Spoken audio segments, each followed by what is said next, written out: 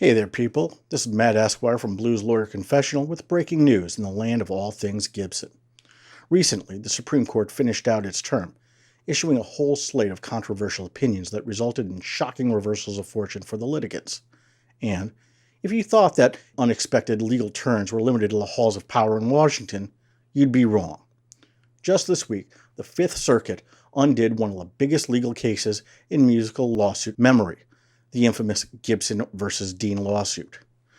As you may recall, Gibson had sued Dean successfully over trademark and counterfeiting claims arising out of the Flying V and Explorer shapes, as well as out of the Dove Wing headstock and Hummingbird trademark. This was a huge win for Gibson, with Dean's former CEO stupidly shooting his mouth off in the wake of the verdict, and Dean ultimately winding up near death's door, even facing eviction from their factory headquarters. There was a lot of family drama, a lot of pettiness involved, and things have been generally pretty bad for Dean. Now, before we get into it, let me caution that I'm going to use a lot of names interchangeably. Mainly, there's Dean Guitars, which is owned by Armadillo, which in turn is owned by Concordia Holdings, a holding company.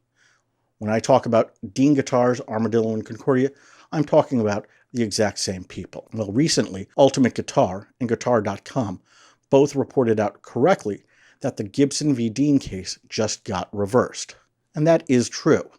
Specifically, the judgment was overturned and the case was sent back down to a district court for a new trial with new ground rules in place for what comes in and what stays out.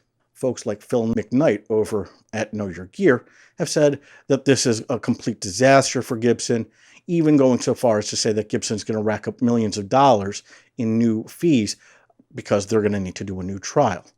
And I'm going to explain to you why that's just not true. This isn't a dismissal, but it is a pain in the ass. Speaking of pains in the ass, the opinion airs out some pretty nasty laundry at the beginning of it. One thing that no one's mentioned is something that's all too common in the practice of law. That is, companies, law firms, and even courts losing track of cases and claims. Things that were believed to have been settled or dismissed for years sometimes have a tendency to just have been laying dormant. Per the opinion, for years, Gibson thought that they had hammered out a licensing deal with Dean. In 2004, Concordia, Armadillo's holding company, filed a trademark application with the USPTO to register a winged, silhouetted headstock design without any brand name on it. Gibson opposed the application based on a likelihood of confusion with its own Dove Wing headstock, and the TTAB heard the dispute. Initially, the TTAB declined to issue Concordia a registered trademark due to similarities in the design of, quote, the undulating curved top of its peghead, close quote. Now, in that same year, the parties drafted an agreement allowing Armadillo and Concordia to license the rights to use Gibson's Flying V and Explorer shapes and requiring Armadillo to secure Gibson's approval for any successor shapes derived from the Dean V and Dean Z. The agreement stipulated that Gibson would drop its opposition to Concordia's headstock registration application and that it would receive royalties in return for sales of Dean-branded guitars using the V and Explorer shapes. But here's the thing. They didn't actually finalize the agreement. Instead, the dispute languished in the TTAB until 2009, when the TTAB denied Concordia's application and held that Dean's headstock was likely to cause confusion with Gibson's own Dove Wing headstock. Fast forward to 2015. At that point, Gibson's primary trademark compliance investigator reignited the entire dispute between Gibson and Armadillo. The executives at Gibson averred that they believed the dispute had been settled by agreement way back in 2009. But upon learning that the deal was never finalized, Gibson tried to negotiate a new royalty deal or settlement, and that wound up getting mucked up because Gibson wound up filing for bankruptcy and being reorganized. After reorganization, Gibson's new owner allegedly tried to reach an agreement again with Armadillo and Concordia, but couldn't. I don't know the details of the proposed deal, and frankly, I don't care. So now, in 2019, Gibson sued Armadillo and Concordia. It brought Lanham Act and Texas common law claims for willful trademark infringement, willful counterfeiting, false designation of origin, passing off, unjust enrichment, and unfair competition. It alleged that Armadillo infringed on 4 of its trademarked guitar body shapes, 1 trademarked guitar headstock shape, and 2 trademarks. Gibson then asserted a claim for contributory trademark infringement under the Lanham Act against Concordia. Gibson also sought damages and a permanent injunction. Finally, after dispositive motions, the case went to trial. Now, they didn't just say, okay, time for trial, let's go pick a jury. Just prior to trial, the parties made what are called motions in limine, motions to limit in plain English. These motions generally seek to set what is in bounds and what's out of bounds at trial. Gibson moved to exclude ads or sales of third-party guitars prior to 1992 due to what Gibson argued was their limited probative value and the risk of unfair prejudice and presentation of duplicative evidence. Gibson further argued that evidence predating Armadillo's acquisition of the Dean brand in 1997 should also have been excluded. Gibson asserted that any third-party use evidence must be restricted to the 5-year period preceding Armadillo and Concordia's acquisition of the right to produce Dean guitars in 1997. Well, the district court partially granted that motion and limited Armadillo to evidence of third-party use to 1992 through the present. That's the time period beginning 5 years before Dean was acquired from Tropical Music in 1997. In its order, the district court noted that evidence of third-party use, even where the evidence predates the time period at issue, would be relevant to the inquiry of determining whether or not Gibson's marks are generic or otherwise unprotectable. And the district court quoted the Federal Circuit's decision in Converse Inc. versus International Trade Commission for the proposition that third-party use older than 5 years should only be considered relevant if there is evidence that such uses were likely to have impacted consumers' perceptions of the mark as of the relevant date. The district court concluded that the probative value of that evidence of third-party use before the 1990s was low and that the 5-year cutoff date was reasonable. That right there, that ruling is what the Fifth Circuit reversed, holding that third-party use evidence was highly relevant to the genericness analysis and the likelihood of confusion factors. For instance, the district court previously held that, quote, third-party sales data are at the core of Armadillo's argument that Gibson's marks are generic and that such evidence, quote, is therefore necessary to Armadillo's defense, close quote. What happened is the Fifth Circuit held that the district court contradicted its own prior evaluations of the evidence. Armadillo's genericness claim is central to its case because, quote, generic marks are categorically excluded from trademark protection, close quote. Put another way, Gibson would not sustain actual or statutory damages if Armadillo was to prevail on its genericness counterclaim. In its offer of proof at trial, Armadillo consistently reiterated that the excluded evidence was relevant to its genericness defense and its counterclaim. And because that claim cannot be divorced from the rest of the issues, the appropriate remedy was a new trial. This seems, at first glance, to be really bad for Gibson. Like, really bad. For the last 2 years, it's all been doom and gloom for Dean and roses and rainbows for Gibson, with Dean winding up circling the drain and facing eviction, and Gibson selling an endless parade of $10,000 a pop replica guitar art pieces. And it's tempting to see why, because now Gibson has to go back and try the whole damn case all over again and rack up attorney's fees that could wind up costing the companies upward of $500,000 or, in Gibson terms, 10 Greenie experiences. Like I said, Phil McKnight says it's going to cost them $3 million.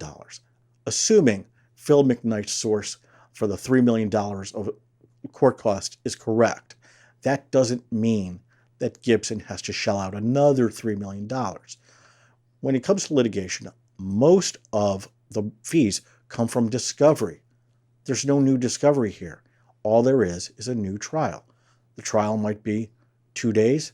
It might be 2 weeks. It's probably not going to be a lot more than that. It's not going to be 2 months. So to say that now Gibson's going to have to shell out another $3 million is ridiculous. Gibson's going to have to shell out another several $100,000 for a new trial if it wants to. So, yeah, that is bad. But it's not terrible, because smack dab in the middle of the opinion, there's a frickin' diamond.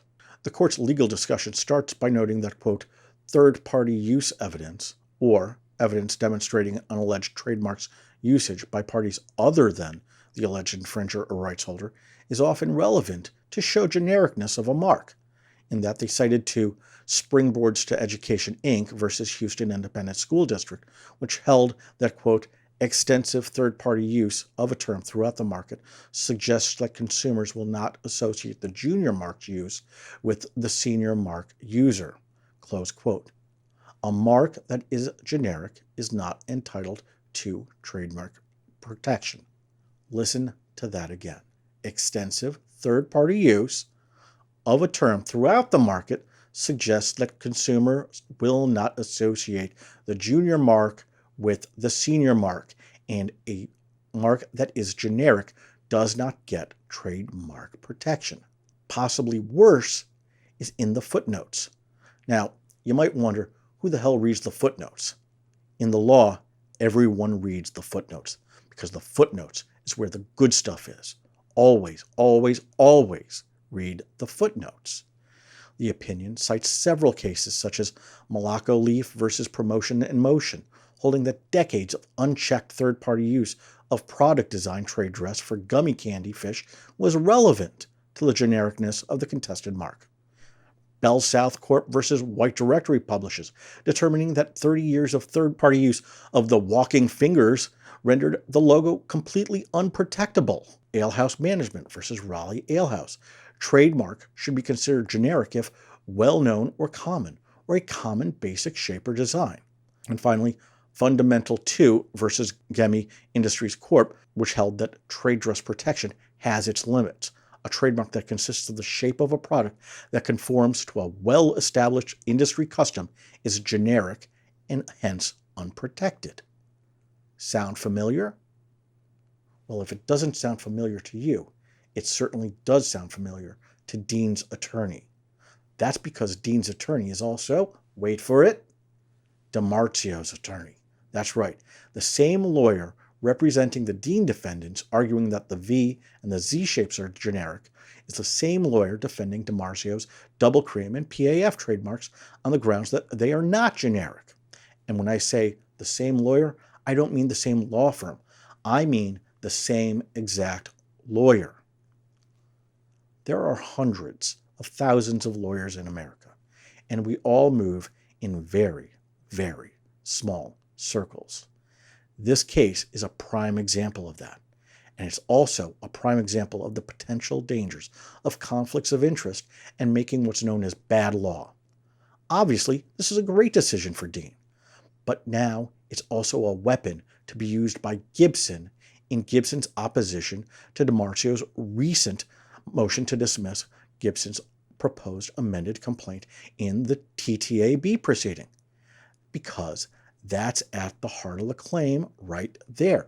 Just like Dean has genericness at the heart of its claim and its counterclaim, Gibson is saying that p.a.f. and white and aged white humbuckers are commonplace and generic and aren't entitled to trademark protection. So, by winning on behalf of Dean, there's a solid chance that DiMarzio's lawyer has cost DiMarzio trademark protection for two of its trademarks.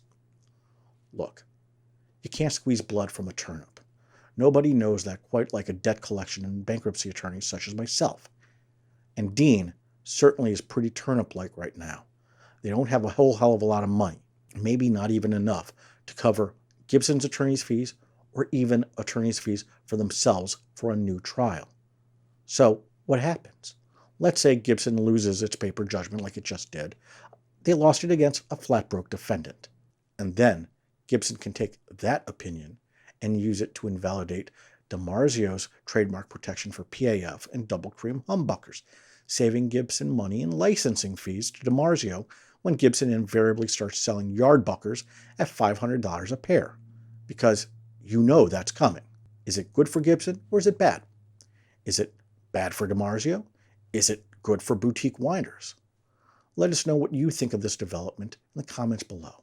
Until next time, less fiddling and more playing.